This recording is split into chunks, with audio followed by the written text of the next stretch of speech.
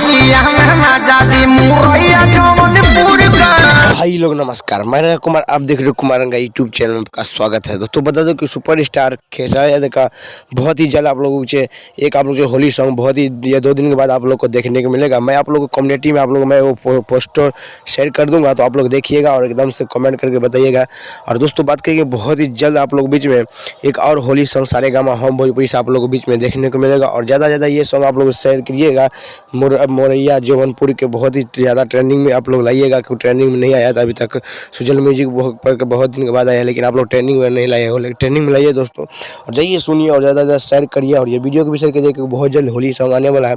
दोस्तों बात करें सुपरस्टार खेसारी की वाइफ आप लोग से इंडिया जो मैच हुआ था, मतलब लड़की को तरफ से बधाई दी है वो अपने मतलब इंस्टाग्राम के माध्यम से, तो वो भी आप लोग बीच मैं बता दिया हूँ।